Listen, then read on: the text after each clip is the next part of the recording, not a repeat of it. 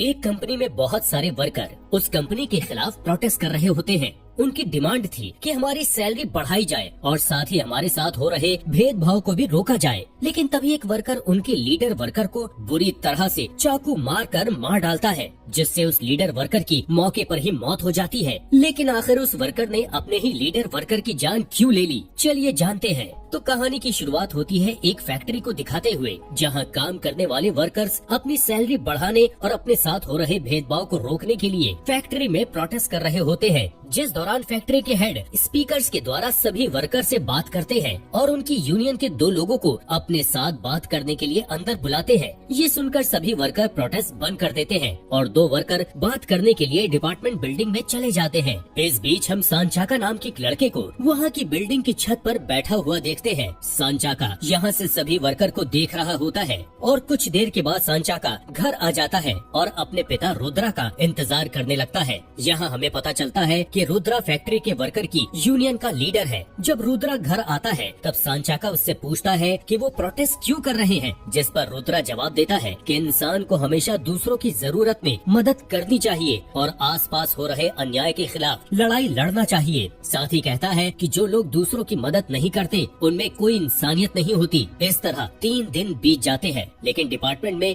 बातचीत करने गए 2 वर्कर अभी तक वापस नहीं लौटे थे। फिर एक दिन जब सांचाका सुबह उठता है तो अपने माता पिता की बातें सुनता है। दोनों लापता हुए वर्कर के बारे में बात कर रहे थे। यहाँ सांचाका की माँ डेला अपने पति रुद्रा को फैक्ट्री में जाने से रोकती है, पर रुद्रा उनकी बात नहीं सुनता और फैक्ट्री चला जाता है, जहाँ वो कुछ वर्कर के साथ मिलकर फैक्ट्री के सिक्योरिटी गार्ड पर हमला कर देता है। दूसरी ओर सांचाका और उसकी माँ लापता हुए दोनों वर्कर के घर जाते हैं, जहाँ एक वर्कर के घर में डेला को लापता हुआ वर्कर दिखाई देता है। डेला बहुत हैरान हो जाती है और वही उस वर्कर की पत्नी झूठ बोलती है कि उसका पति 3 दिन से घर नहीं आया, जिसके बाद डेला जल्दी से फैक्ट्री की ओर भागने लगती है, क्योंकि जिन वर्कर के बचाव में रुद्रा लड़ाई करने गया था वो वर्कर अपने घर आ चुके थे और ये सब सिर्फ रुद्रा को मारने के लिए एक प्लान बनाया गया था। रास्ते में डेला भागते हुए गिर जाती है, जिससे उसका पैर मुड़ जाता है। इस वजह से वो अब और नहीं चल सकती थी, इसलिए वो सांचाका को फैक्ट्री में जाकर उसके पिता को सारी सच्चाई बताने को कहती है। यहाँ रुद्रा सिक्योरिटी गार्ड से लड़ाई करते हुए फैक्ट्री में घुस रहा होता है, जिस दौरान एक वर्कर रुद्रा पर चाकू से हमला करके उसे जान से मार डालता है। थोड़ी ही देर में सांचाका वहाँ आ जाता है और अपने पिता को मरा हुआ देखकर बुरी तरह रोने लगता है,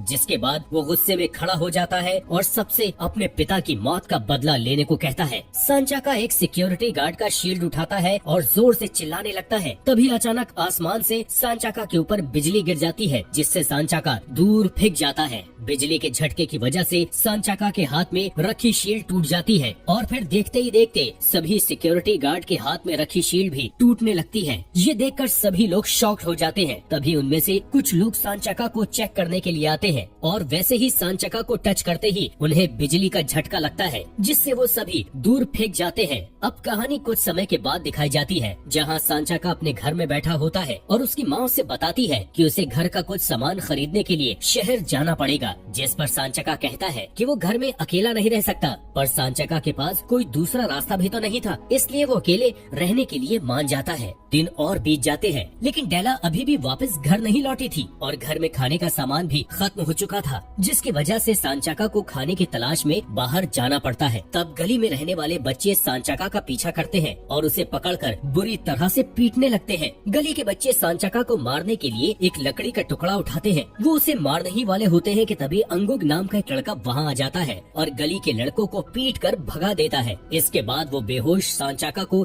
अपने घर ले जाता है। जब सांचाका को होश आता है तो वो खुद को एक कमरे में पाता है और उसके पास अंगुक बैठा होता है। यहाँ अंगुक सांचाका को समझाता है कि उसे गली के बच्चों से बचकर रहना होगा। साथ ही उससे प्रॉमिस करता है कि वो उसे रात में सेल्फ डिफेंस की बेसिक चीजें सिखाएगा, ताकि वो उन लड़कों से अपनी रक्षा कर सके। इसके बाद दोनों दूसरे शहर में जाकर नई शुरुआत करने की सोचते हैं। फिर दोनों दूसरे शहर में जाने के लिए चलती हुई ट्रेन को पकड़ने की कोशिश करते हैं। अब क्योंकि अंगुक बहुत ही स्ट्रॉन्ग है, इसलिए वो तेज दौड़कर ट्रेन पर चढ़ जाता है, लेकिन सांचाका तेज नहीं दौड़ पाता, जिसकी वजह से वो ट्रेन पर नहीं चढ़ पाता और अंगुक से बिछड़ जाता है। अब सांचाका फिर से अकेला हो जाता है, इसलिए वो छोटे मोटे काम करके सड़कों पर ही रहने लगता है। इसके बाद कुछ साल के बाद की कहानी दिखाई जाती है। सांचाका अब बड़ा हो चुका है और एक पेपर फैक्ट्री में सिक्योरिटी गार्ड की जॉब करता है। एक दिन जब सांचाका बस में होता है तब उसे सड़क पर कुछ लोग लड़ते हुए दिखाई देते हैं, जिसे देखकर उसे अंगुक की बताई बातें याद आती है। अंगुक ने उससे कहा था कि उसे लड़ने वाले लोगों को हमेशा इग्नोर करना होगा, इसलिए सांचाका उन लोगों को इग्नोर करता है और नॉर्मल लोगों की तरह लाइफ जीता है।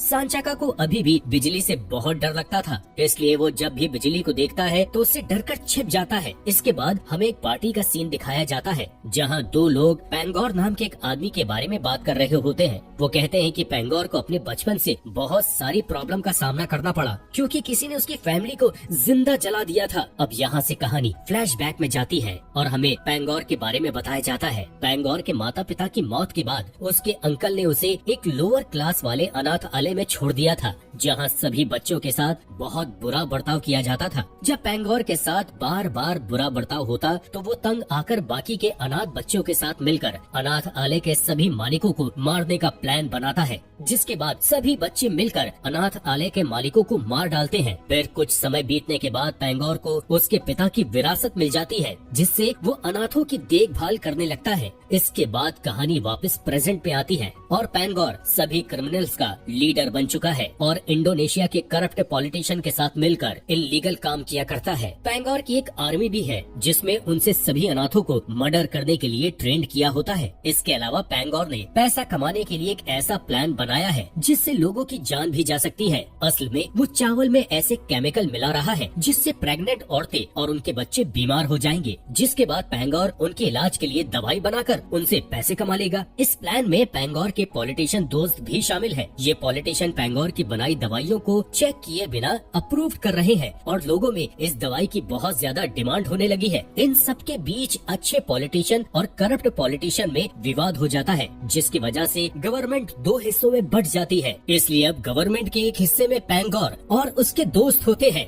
जबकि दूसरे हिस्से में रिडवन नाम का एक आदमी और उसका कुलीग दिर्गा होता है। रिडवन का काम कानून बनाना है और दिर्गा का काम उस कानून के बिल को डिस्ट्रीब्यूट करने का होता है। इधर पार्टी के दौरान दिर्गा को देखते हैं, जिसके पास पेंगोर आता है और उसे हाथ मिलाने के लिए अपना हाथ आगे बढ़ाता है, लेकिन दिर्गा उसे इग्नोर कर देता है। इस बात से पेंगोर को दिर्गा पर गुस्सा आ जाता है, इसलिए पार्टी खत्म होने के बाद पेंगोर के लोग दिर्गा और उसकी फैमिली को पकड़ लेते हैं और उन्हें जान से मार डालते हैं। दूसरी ओर हम सांचाका को देखते हैं, जिसे अपने पड़ोसी के कमरे से कुछ शोर सुनाई देता है। जब वो चेक करने के लिए जाता है तो उसे पता चलता है कि दो चार लोग वुलान नाम की गरीब लड़की को पैसे के लिए धमका रहे हैं। इस बार सांचाका खुद को रोक नहीं पाता और उन चोरों पर हमला कर देता है। सांचाका अपनी फाइटिंग स्किल का यूज करके दोनों चोरों को बड़ी आसानी से हरा देता है। जब चोर वहाँ से चले जाते हैं तब वुलान और उसका भाई टेडी सांचाका का शुक्रिया अदा करते हैं। रात में सांचाका अपनी जॉब के लिए फैक्ट्री में जाता है, जहां अचानक से चोरों का एक ग्रुप आ जाता है और सांचाका पर हमला करके उसे बुरी तरह पीटने लगता है। सभी चोरों को लगता है कि सांचाका मर गया, इसलिए वो उसे बिल्डिंग से नीचे फेंक देते हैं। तभी तेज बारिश होने की वजह से वहाँ बिजली गिरने लगती है, जो कि सीधे सांचाका के ऊपर आ जाती है। लेकिन सांचाका को इस बिजली से कोई नुकसान नहीं होता, बल्कि वो तुरंत ठीक हो जाता है। साथ उसकी सभी चोट भी ठीक होने लगती है। अगले दिन हम सांचाका को बाजार में देखते हैं, जहाँ वही चोर आते हैं जिन्होंने सांचाका को कल रात बुरी तरह से मारा था। चोर जब सांचाका को जिंदा देखते हैं तो उसका पीछा करने लगते हैं, पर अब सांचाका के पास बिजली की शक्ति है, जिसकी मदद से वो सभी चोरों को आसानी से हरा देता है। ये देख वुलान उससे इम्प्रेस हो जाती है और उसे अपने ग्रुप में शामिल होने के लिए कहती है। असल में वुलान और लोकल लोगों ने मिलकर ग्रुप बनाया है, जो कि चोरों से लड़ाई करके अपनी रक्षा किया करता है। लेकिन सांचाका उनके ग्रुप में शामिल होने से मना कर देता है और अपने काम पर चला जाता है। तभी वहाँ चोरों का दूसरा ग्रुप आता है, जो कि पूरे बाजार में आग लगाकर सब कुछ खत्म कर देता है। इसके बाद वुलान सांचाका के पास जाती है और उसे बाजार में हुई घटना के बारे में बताती है। साथ ही उससे कहती है कि अगर कोई इंसान दूसरों की जरूरत में मदद नहीं करता तो वो इंसान जिंदा लाश की तरह होता है। वुलान की बातें सुन सांचाका को अपने पिता की याद आ जाती है, क्योंकि ये सारी बातें बचपन में उसके पिता ने उससे कही थी। सांचाका अपने पिता की बातों को सोचते हुए वुलान का साथ देने के लिए तैयार हो जाता है और बुरे लोगों से लड़ने का फैसला करता है। इसके बाद सांचाका अपने फेस पर एक मास्क लगाकर शहर के बदमाशों को मारना शुरू कर देता है। ऐसे ही एक लड़ाई के दौरान कोई अनजान आदमी सांचाका को चाकू मार देता है और उसके ब्लड सैंपल को अपने साथ लेकर चला जाता है। ये अनजान आदमी कौन है हमें आगे पता चलेगा। यहाँ सांचाका को देखते हैं जिसे अब कुछ भी डर नहीं है, क्योंकि बिजली की शक्ति से उसके घाव अपने आप ठीक हो रहे थे। इस बीच न्यूज में दिखाया जाता है कि ज्यादातर प्रेग्नेंट औरतें बाजार में आए नए खाने के आइटम से बीमार हो रही हैं। और ये बीमारी कोई आम बीमारी नहीं बल्कि जानलेवा बीमारी है। इसके अलावा न्यूज में बताया जाता है कि इन इन्फेक्टेड औरतों से जो भी बच्चे पैदा होंगे वो बुरे इंसान बनेंगे, जिससे पूरे देश में क्राइम रेट बढ़ जाएगा। असल में ये सब पेंगोर अपने प्रॉफिट के लिए कर रहा होता है। दूसरी तरफ सांचाका अपनी बिजली की शक्तियों को कंट्रोल करना सीखता है और अपने लिए एक स्पेशल सूट तैयार करता है, जिसके बाद वो शहर में मौजूद सभी क्रिमिनल के ग्रुप से लड़कर शहर के लोगों को बचाता है। फिर एक दिन सांचाका एडी सोलेमन नाम के एक आदमी पर हमला करता है। यहाँ पता चलता है कि सोलेमन पेंगोर का आदमी है जिसने बाजार में आग लगवाई थी। इसके बाद हम पेंगोर के बॉडीगार्ड अजीज को देखते हैं जो अपने दोस्तों के साथ एक जगह पर गड्ढा खोद रहा होता है। इस गड्ढे से वो एक सीक्रेट बॉक्स निकालते हैं। इस बॉक्स में क्या है ये हमें आखिरी में पता चलेगा। इस बीच रेडवन को देखते हैं जो गवर्नमेंट ऑफिस से मिलकर उन्हें बताता है कि पेंगोर ने पूरे शहर में जहरीले चावल डिस्ट्रीब्यूट करवाए थे, जिसकी वजह से सभी प्रेग्नेंट औरतें बीमार पड़ी हैं। रेडवन की बात सुनकर सभी ऑफिसर्स फैसला करते हैं कि वो एक साथ काम करके पेंगोर के खिलाफ लड़ाई करेंगे। तभी न्यूज पर सुपर हीरो सांचाका के बारे में बताया जाता है, जिसे देखकर सभी ऑफिसर सांचाका से कांटेक्ट करने का सोचते हैं ताकि उसकी मदद से वो पेंगोर को कंट्रोल कर सके। रेडवन सभी ऑफिसर्स को शहर में फैली बीमारी के लिए अच्छे एंटीडोट्स बनाने को कहता है, क्योंकि पेंगोर ने जो एंटीडोट्स बनाए थे वो सभी नकली थे, जिससे लोगों की तबीयत और भी बिगड़ रही थी। इसके बाद पेंगोर को दिखाते हैं जिसके पास सुलेमान की लाश आती है। सुलेमान को मरा हुआ देखकर पेंगोर को बहुत गुस्सा आता है, क्योंकि सुलेमान एक अनाथ था और उसकी देखभाल की जिम्मेदारी पेंगोर की थी। इसलिए सुलेमान की मौत का बदला लेने के लिए पेंगोर अपने लोगों को इकट्ठा करने को कहकर सुपर हीरो को जान से मारने का ऑर्डर दे देता है। इसके बाद पेंगोर की अनाथ लोगों वाली आर्मी पूरे शहर में दंगे करना शुरू कर देती है, जो कि आम लोगों के साथ उन ऑफिसर्स को भी मार देती है जो पेंगोर के खिलाफ थे। इन्हीं लोगों में से एक रेडवन को भी मारने वाला होता है,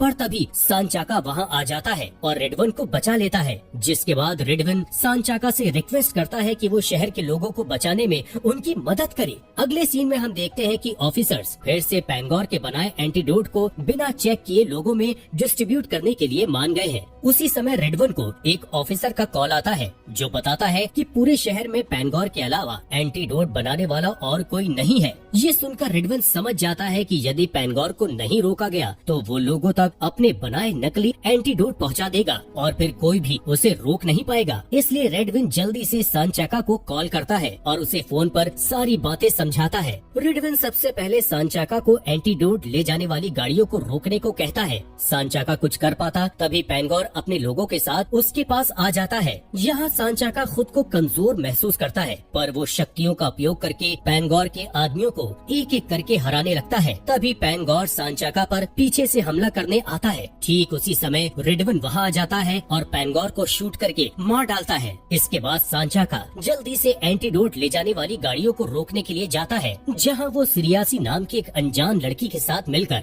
गाड़ियों को पकड़ लेता है। असल में सिरियासी भी सांचाका की तरह पावरफुल है और लोगों की जान बचाने के लिए सांचाका की मदद करने आई होती है। अब सांचाका सभी नकली एंटीडोट का एक सैंपल लेता है, फिर सारी एंटीडोट बॉटल्स को डिस्ट्रॉय करने के लिए अपनी सारी पावर लगा देता है, जिससे सभी बॉटल ठीक उसी तरह टूट जाती है जिस तरह कहानी की शुरुआत में गार्ड की सभी शील्ड टूट गई थी। इस तरह सांचाका सभी लोगों को नकली एंटीडोट से बचा लेता है। मूवी में लास्ट सीन में पेंगोर का एसोसिएट गाजुल एक दीवार तोड़कर बहुत ही पुराने मकबरे को ढूंढ लेता है और फिर अपने पास रखे उस सीक्रेट बॉक्स को बाहर लाता है और सांचाका के ब्लड की कुछ बूंदों को उस पर डाल देता है। दोस्तों, ये वही आदमी था जिसने एक लड़ाई के दौरान सांचाका को चाकू मारकर उसका ब्लड सैंपल लिया था। इसके बाद वो उस बॉक्स में से एक सिर निकालता है और उसे मकबरे में रखी बिना सिर वाली बॉडी से जोड़ देता है, जिससे वहाँ पुराने समय वाला विलावुक नाम का पावरफुल योद्धा खड़ा हो जाता है। इसके बाद गाजुल विलावुक को बताता है कि गुंडाला उससे लड़ने आ रहा है।